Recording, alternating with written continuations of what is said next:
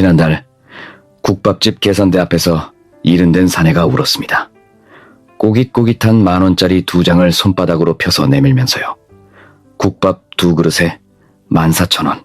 그 14,000원을 제 손으로 내겠다고 3년을 돌아서 온 사람입니다. 저는 올해 69된 박정섭이라고 합니다. 시내버스를 30년 몰다 내려와서 지금은 동네 산악회 총무 노릇만 12년째지요. 제목에 나온 90%라는 숫자, 저는 그걸 어디 통계에서 배운 게 아니라 우리 산악회 출석부로 직접 셌습니다. 오늘은 그 출석부 얘기를 해드리려고요. 듣고 나시면 지갑에 넣어두실 종이 한 장이 남을 겁니다. 그리고 맨 끝에 저 사내가 14,000원 앞에서 운 진짜 이유를 말씀드릴 텐데 그 대목은 저도 아직 목이 뜹니다. 여러분 모임에도 있지 않습니까? 요즘 통 안 보이는 그 사람 말입니다. 우리 출석부는 대단한 물건이 아닙니다. 문방구에서 산 대학 노트에 제가 볼펜으로 칸을 친 겁니다. 나온 사람은 동그라미, 못 나온 사람은 가위표.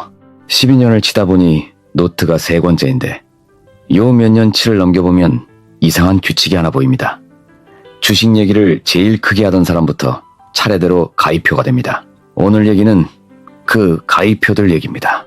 그게 2021년 봄이었습니다. 진달래 산행 가는 관광버스 맨 뒷자리에서 조태식이가 소리를 질렀습니다. 어이, 다들 일로 와보라니까. 이게 뭐로 보이나?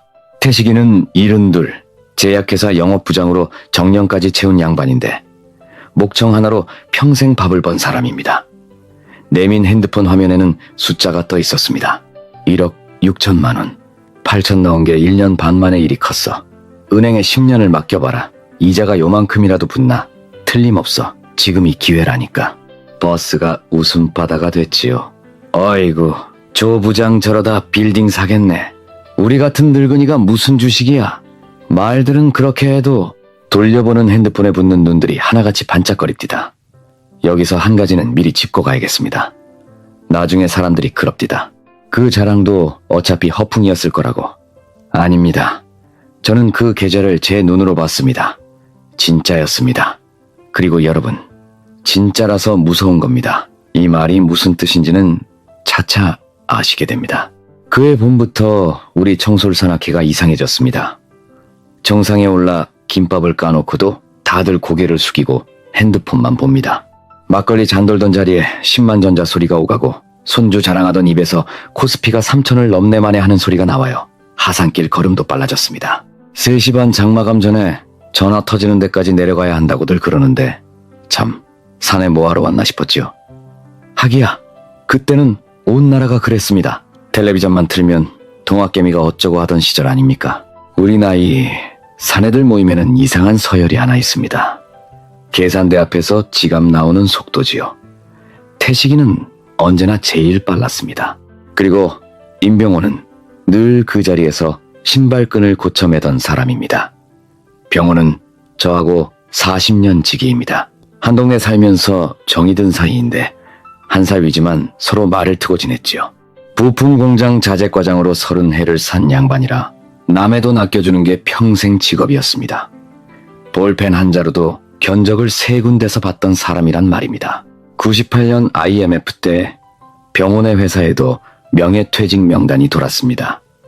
병원은 살아남았습니다. 대신 살아남은 값으로 15년을 죽은 듯이 다녔지요. 그 얘기를 병호는 평생 2번인가 밖에 안 꺼냈습니다. 그런 세월이 뼈에 박혀서 은퇴하고도 10,000원짜리 한 장을 쪼개 쓰던 사람. 그 병호가 그해 여름 아들이 명절에 깔아주고 간 증권 앱을 열었습니다. 돋보기를 걸치고 화면 글씨를 2번이나 키워가면서요. 그때 병호 나이 65. 처음 넣은 돈이 3천만 원 퇴직금 통장에서 헐어온 돈이었습니다.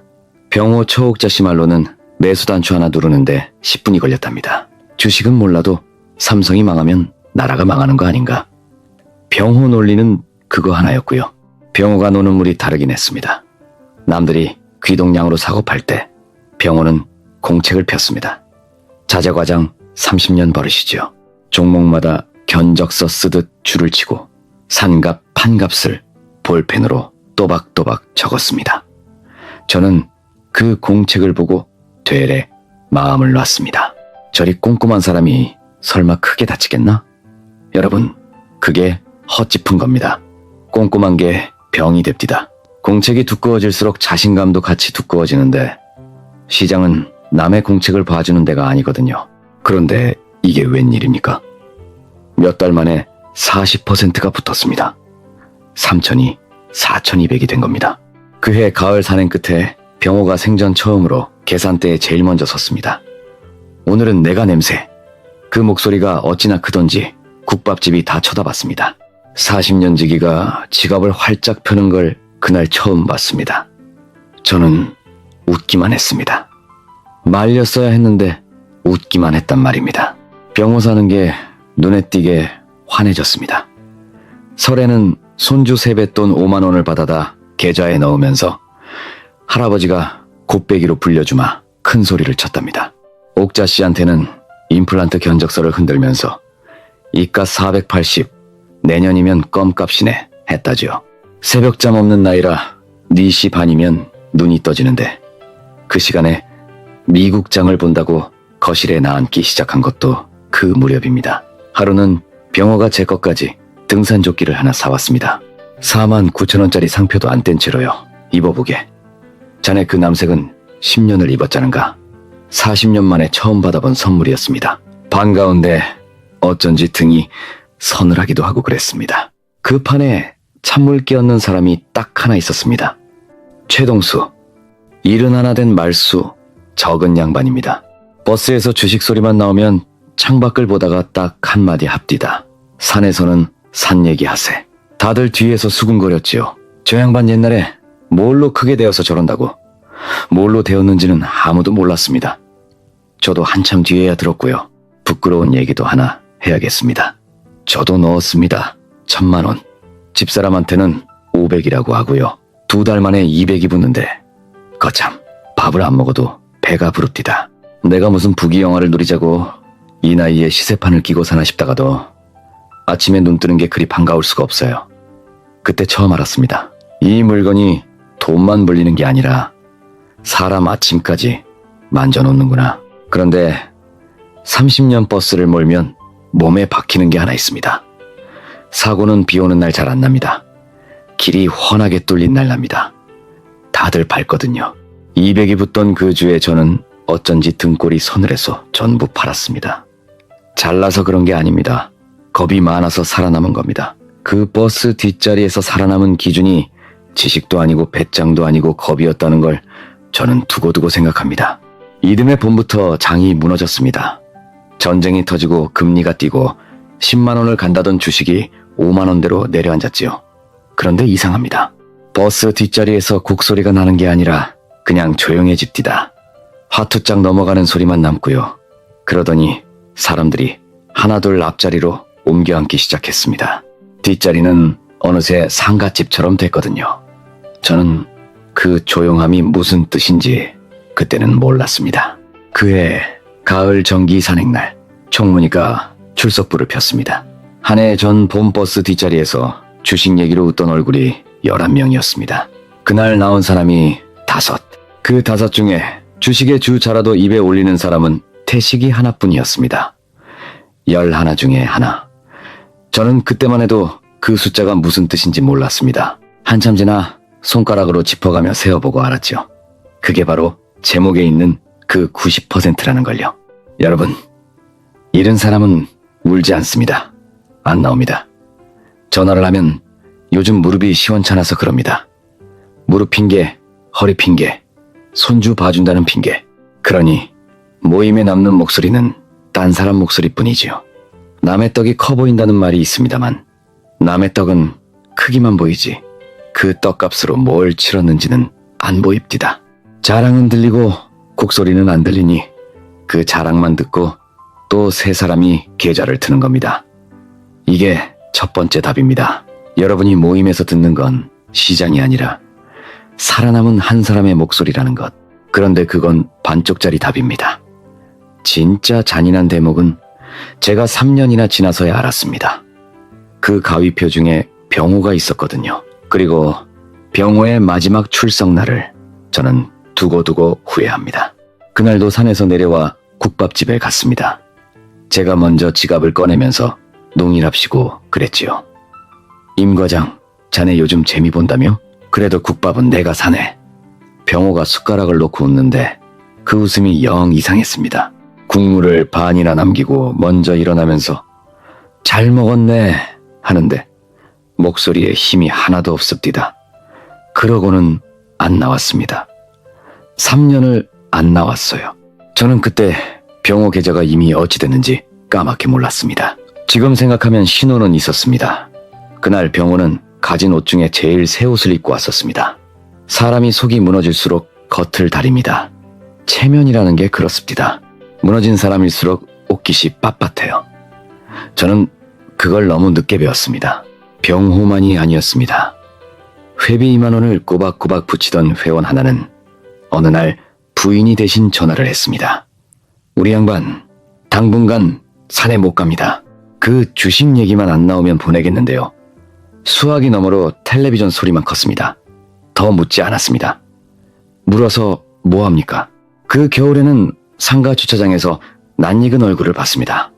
버스에서 보온병에 믹스커피를 타서 돌리던 정 많던 양반입니다. 야광 조끼를 입고 차를 빼주고 있었습니다. 눈이 마주쳤는데 제가 먼저 고개를 숙였는지 그 양반이 먼저 돌아섰는지 지금도 모르겠습니다. 늙어서 일해보는 게 부끄러운 일입니까? 아니죠. 장한 일이죠. 그 양반이 피한 건 일이 아니라 우리였습니다. 이런 얘기를 꺼낼 자리가 세상 천지에 한 군데도 없었던 겁니다. 그 와중에도 태식이는 목청이 살아 있었습니다. 재작년 여름 갈비탕집에서도 그랬지요. 폭락때 좀 뱉었어도 미국 반도체로 거지반 회복했다니까. 틀림없어. 이번 것 하나만 더 타면 손주 유학까지 내가 보낸다. 그때 동수가 수저를 내려놨습니다. 태식이, 나 하나만 물어보세. 조용조용한 목소리였습니다. 자네, 주식 시작하고 나서 오늘까지 계좌에 넣은 돈을 전부 더하면 얼마인가? 그리고 오늘 잔고는 얼마고 어느 쪽이 큰가? 갈비탕집이 조용해졌습니다. 태식이가 물수건으로 손을 닦았습니다. 오래 닦았습니다. 대답은 끝내 안 나왔고요. 그날 이후로 태식이 입에서 수익률 소리가 안 나옵니다. 헤어지는 길에 동수가 그럽디다. 사람은 벌었던 종목만 기억하네. 그런데 계좌는 전부 다 기억하지.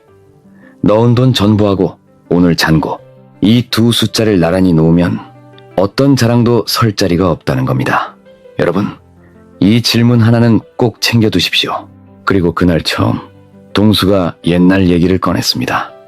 43세 대우가 무너질 때 그 주식으로 아파트 한 채 값을 날렸답니다. 집사람 금반지까지 나갔다지요. 그때 내가 어찌 살았는지 아는가? 월급으로 살았네. 다달이 나오는 월급이 밧줄이었어. 10년을 도시락 싸 들고 다니면서 그 밧줄 붙들고 기어 올라온 거야. 동수가 소주를 반 잔만 따르고 말을 이었습니다. 그런데 은퇴하고 물에 빠지면 그 밧줄이 없네. 같은 물이라도 그건 다른 물이야. 젊어서 잃는 건 수업료라 쳐도 우리 나이에 잃는 건, 동수는 그 말끝을 흐렸습니다. 저는 그 말의 끝을 이듬해 병혼의 마루에서 들었습니다. 작년 봄이었습니다. 병호, 저 옥자 씨한테서 전화가 왔습니다. 총무 양반, 염치 없지만 우리 영감 좀 산에 데려가 주시면 안 될까요? 목소리가 바싹 말라 있었습니다. 사연을 모르니 한참 말이 없다가 은행에서 등기 우편이 왔답니다. 대출 이자가 3달 밀렸다고요. 병원에가 무슨 대출이 있나? 저는 그 길로 사과 한 상자를 사들고 병원에로 갔습니다. 병원은 마침 집에 없고 옥자 씨가 마루에서 그동안 일을 다 풀어놨습니다. 시작은 자개장 서랍이었답니다. 30년을 한자리에 있던 인감도장이 어느 날 보니 없더라는 겁니다. 도장 자리가 빈 걸 보는데 아이고, 가슴이 그냥 내려앉습디다. 아파트를 잡혀서 6천만 원. 그 폭락 때 견디다 바닥에서 전부 팔았는데 팔고 나니 장이 도로 올라가더랍니다. 영감이 그 꼴을 보고 사흘을 굶더니 잡힌 돈을 들고 도로 들어갔다는 거지요. 그 다음이 그 방입니다. 핸드폰 문자로 온 광고, 원금 회복 전문이라는 리딩방이었습니다. 매일 아침 수익 인증 사진이 올라오고 옆에서 선생님 덕에 살았습니다 하는 사람들이 바람을 잡고 VIP 방 가입비가 280만 원이었답니다. 그리고 그 방 선생이라는 자가 병호한테 이랬다는 겁니다. 선생님, 영배에 지금 못 돌리시면 다음 기회는 없습니다. 여러분, 이 한 문장은 기억해 두십시오. 이 장사꾼들이 노리는 건 우리 욕심이 아니라 우리 달력입니다. 남은 날이 짧다는 공포, 그게 그놈들 미천이에요. 옥자씨가 부엌에서 공책 한 권을 들고 나왔습니다. 달력 뒷장을 실로 묶어 만든 가계부였습니다.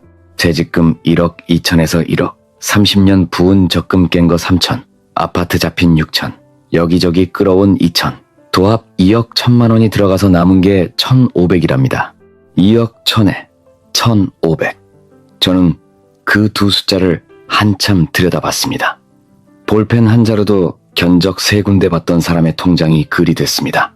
이제 국민연금 90만 원에서 이자 30만 원이 나가고 두 양반은 다달이 25세 날 기초연금 들어오는 날만 기다리며 살고 있었습니다. 옥자씨 말이 폭락나던 해부터 영감이 새벽마다 거실에 나가 앉았답니다. 화장실 가다 보면 거실이 퍼래요. 불도 안 켜고 폼 불빛에 얼굴만 퍼렇게 떠서는 밥상머리에서도 국에 밥을 말아 훌훌 넘기고는 말없이 방으로 들어가고요. 아들한테 알리자고 했더니 영감이 생전 처음으로 밥상을 쳤답니다. 손 벌리게 될까봐 그러는 게 아니야. 애 눈에 못난 애비로 늙는 게 나는 그게 죽기보다 싫어. 그 말에 옥자씨도 입을 닫았다는 겁니다. 제가 말을 못 잇고 앉았으니 옥자씨가 먼저 그럽디다. 우리 영감 잡지 마세요.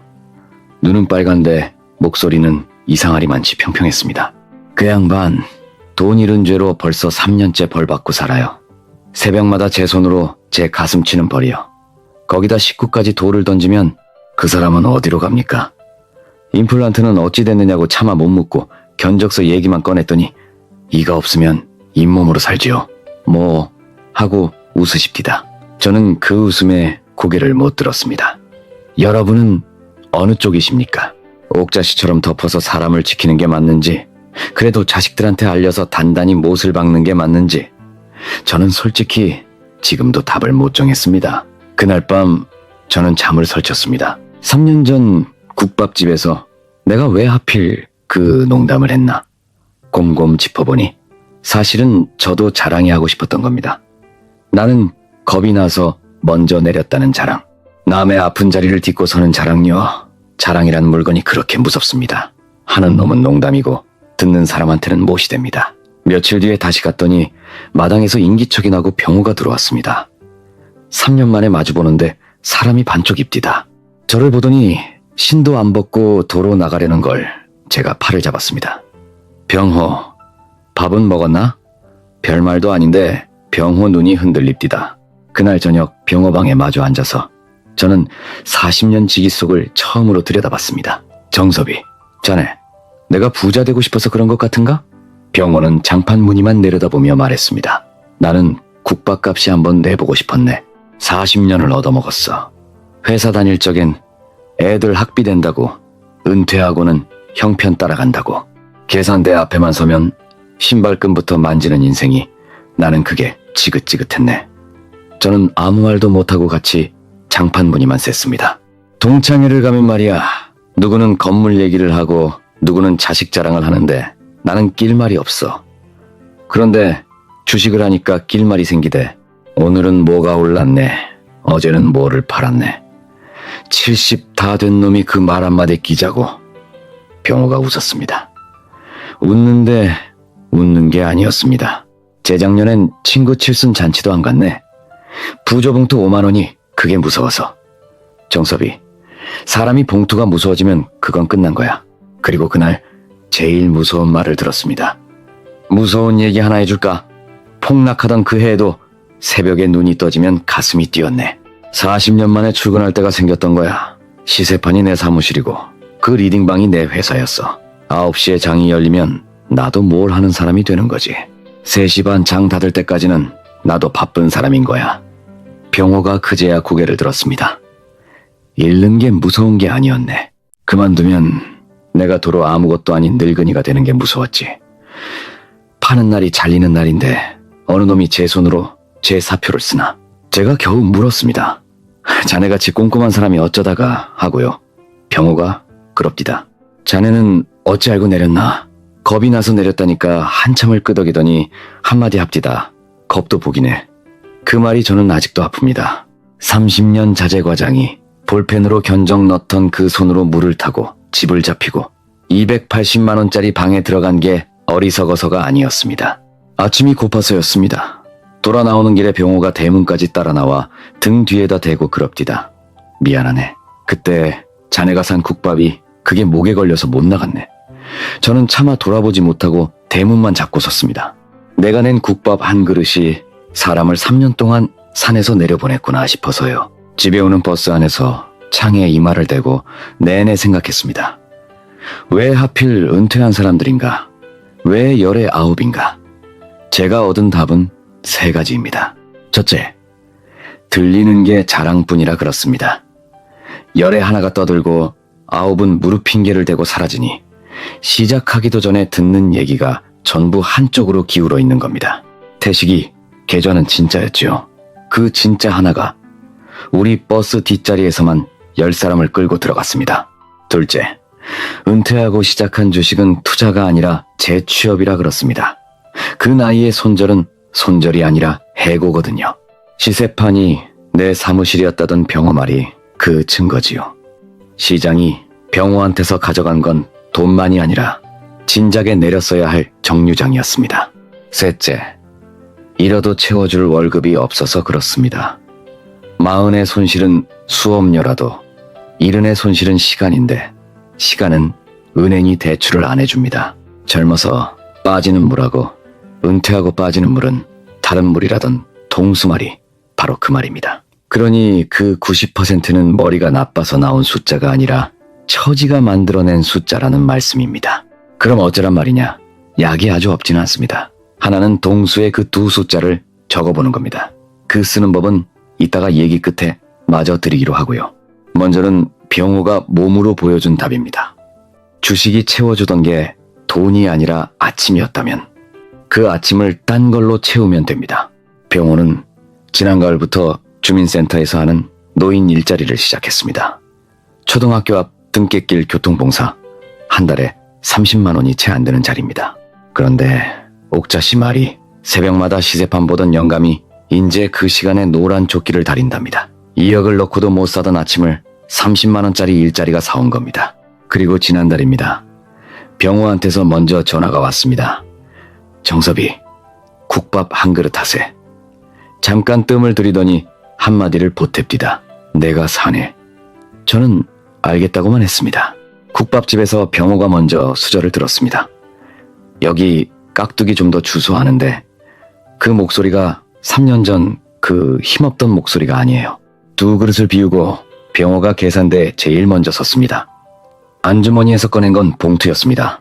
노인 일자리 월급 봉투. 거기서 10,000원짜리 2장을 꺼내 꼬깃꼬깃한 걸 손바닥으로 펴서 내밀었습니다. 그 손이 떨립디다. 국밥집 사장이 2 손으로 받으면서 맛있게 잡수셨습니까? 또 오십시오 하고 고개를 숙이는데 병호 눈에서 그의 눈물이 떨어졌습니다. 남들 눈에는 국밥 2 그릇 14,000원입니다. 그런데 그건 2억 1,000만 원을 잃은 사내가 3년 만에 제 손으로 낸 첫 밥값이었습니다. 병호가 그럽디다. 정섭이, 나 오늘 3년 만에 밥값하고 사네. 저는 지갑에 손도 안 댔습니다. 이 말만 했지요. 잘 먹었네 병호. 다음 달에 또 사게. 3년 전 그날 하다못해 그 농담만 안 했어도 하는 생각은 인제 그만두기로 했습니다. 대신 다음 달에도 그 다음 달에도 얻어먹기로 했습니다. 그 사람한테는 그게 제일 큰 대접이니까요. 태식이는 요즘도 산에 옵니다. 주식의 주 자도 안 꺼냅니다. 지난 산행에는 배낭에서 믹스커피를 20봉이나 꺼내놓고 아무 말 없이 한 잔씩 타서 돌립디다. 저는 그걸로 됐다 싶었습니다. 목청으로 40년 밥 벌던 사람이 조용히 커피를 타는 것. 그게 그 양반식 사과겠지요. 동수는 여전합니다. 산에서는 산 얘기하세. 이제 그 말이 우리 산악회 외칙 첫째 조항이 됐습니다. 그리고 출석부에는 지난달부터 이름이 하나 돌아왔습니다. 임병호. 가위표 자리에 다시 동그라미를 치는데 볼펜 쥔 손에 어찌나 힘이 들어가던지요. 국밥집 얘기는 여기까지입니다. 가시기 전에 오늘 얘기에서 3가지만 지갑에 챙겨가십시오. 먼저 친구들 자랑은 흘려들으십시오. 그 자랑이 진짜일수록 더 흘려들으십시오. 그 사람 계좌가 진짜라는 것하고 여러분 계좌가 글이 된다는 것은 아무 상관이 없는 얘기니까요. 그래서 우리 산악회엔 회칙이 하나 더 생겼습니다. 수익 자랑을 하려거든 잃은 얘기부터 먼저 할 것. 그랬더니 신통하게 자랑이 사라집디다. 여러분 모임에도 한번 올려보십시오. 다음은 아까 미뤄둔 동수의 2 숫자 쓰는 법입니다. 오늘 밤 주무시기 전에 달력 한 장 뜯으십시오. 윗줄에 지금까지 넣은 돈 전부, 아랫줄에 오늘 잔고 2줄만 적어서 지갑에 넣어두십시오. 글씨 보기가 어려우면 자식한테 입금 총액 좀 뽑아다오 하면 5분이면 됩니다. 저도 그 2줄을 적다가 5년 전에 500이라고 했던 거짓말이 그 자리에서 들통났습니다. 집사람이 종이를 들여다보더니 당신 그때 500이라더니 1000이었구먼 합디다. 등에서 식은땀이 나는데 이상하게 속은 시원해요. 등기 우편으로 아는 것보다 100번 낫습니다. 끝으로 장 열리는 9시 전에 몸 2대부터 만드십시오. 복지관 노래교실이든 경로당 소일거리든 손주등 하원이든 뭐라도 좋습니다. 병호 계좌는 안 돌아옵니다. 그건 거짓말 않겠습니다. 이 이야기는 돈 잃은 사람이 돈 찾는 얘기가 아니라 아침 잃은 사람이 아침 찾는 얘기예요. 그래도 저는 계산대 앞에서 우는 병호가 시세판 앞에서 웃던 병호보다 100배는 든든해 보입디다. 벌 줄 아는 사람은 어디에나 있습니다만 내릴 줄 아는 사람은 귀합니다. 부디 우리 내릴 정류장을 아는 사람으로 늙어갑시다. 여러분 모임은 어떻습니까? 주식 얘기로 웃던 10명 가운데 지금도 웃는 사람이 몇이나 남았습니까? 댓글에 10명 중 몇이라고 한 줄만 적어주세요. 그리고 오늘 통 안 보이던 그 사람 얼굴이 떠오르셨다면 안부 전화 한 통 넣어주시고요. 이야기가 남의 일 같지 않으셨다면 옆에 계신 양반한테도 들려주시고 좋아요와 구독, 알림 설정을 눌러두시면 다음 이야기로 또 찾아뵙겠습니다. 늘 밥 잘 챙겨 잡수시고 건강하십시오.